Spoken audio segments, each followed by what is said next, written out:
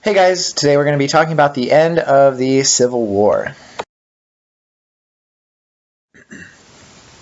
And your goals for this video are: why did Lincoln think that Grant was a good leader for the Union Army? What was Grant's plan to fully defeat Lee's army?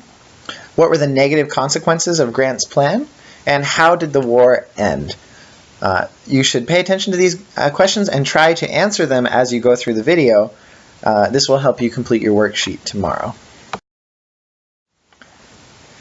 Okay, so let's start by looking at why Grant is given full control of the Union Army after the Battle of Gettysburg. So after the Battle of Gettysburg, it's pretty clear to Lincoln and other people who are paying attention to what's going on that the South is beaten. The South had one last chance to win a couple big victories in the North, and it didn't work. And so they know now that the South has been weakened both by their defeat at Gettysburg and by the Northern total war strategies that are coming into effect. The blockade, the control of the Mississippi, stuff like that. In order to finish the job, though, Lincoln thinks he needs a tougher general than the guys who have been in charge before. So Lincoln decides to appoint Ulysses S. Grant to finish the job. Grant has already proved himself out west, fighting a couple of big battles along the Mississippi, and he's proved that he's not afraid to fight. And so Lincoln appoints Ulysses S. Grant and basically tells him to finish Lee off. And Grant's strategy for doing this is basically to use the North's superior numbers to wear Robert E. Lee's army down over a series of battles. Grant has way more people than the South. So he can just basically throw his army at Lee over and over again until Lee runs out of men. And so the campaign that follows after Gettysburg is one of the most brutal and bloodiest parts of the war. Some people start to call Grant a butcher. They view this whole campaign as sort of a meat grinder in which thousands and thousands of troops on both sides are dying. But so Grant's plan is to fight a war of attrition. What this means is he wants to fight Lee as much as possible until Lee runs out of men, runs out of ammo, can no longer fight. And so the goal is to fight Lee over and over again. And it doesn't even matter who wins, because the North can always get more people and more guns, while the South is running out of both people and guns because of the ongoing total war being waged in the rest of the Confederacy. And so there are a couple of big battles that get fought here. The first one fought is the Battle of the Wilderness, in which both sides lose thousands of men. The North loses a few more, but the South is still forced to fall back. Next, there's the Battle of Cold Harbor, where both sides again lose a lot. And now you'll notice that the North is losing more people in each of these battles. But what happens is that the North can bring in more people. The North can always get reinforcements, while the South cannot. Every man the South loses is gone forever, and they can't replace him. So the South is getting weaker and weaker with every battle.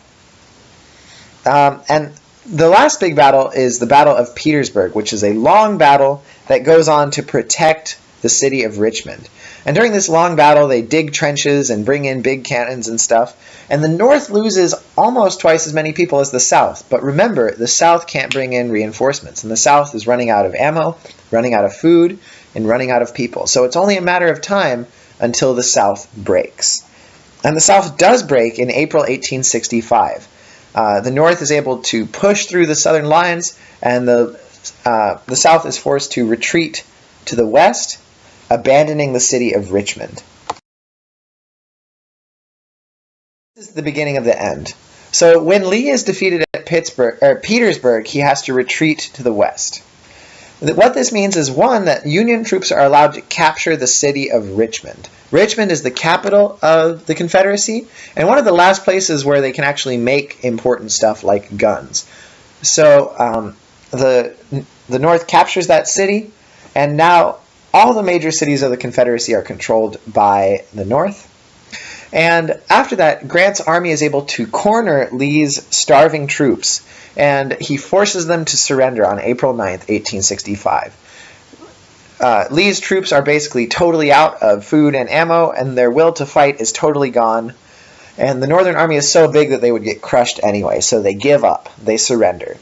Grant and Lee meet each other at a courthouse in Appomattox, and there they agree to the terms of surrender, and Grant lets the Southern soldiers go as long as they surrender their arms and cease fighting. And so the North has won the war. Lee's army has been captured and defeated. The South is now totally beaten. And as Lee's army begins to ride away, Grant's army, the Northerners, begin to celebrate and cheer and shoot off cannons. But Grant silences them and says that there's no point in celebrating. He says the war is over and the rebels are our countrymen again, saying that basically we're all on the same team and that we shouldn't celebrate this. We shouldn't humiliate the Southerners because they are part of our country.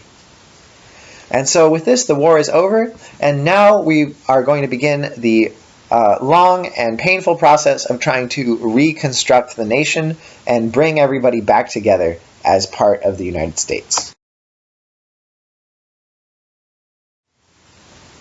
Here are your goals again. Take a minute and see if you can answer these. Thanks for watching.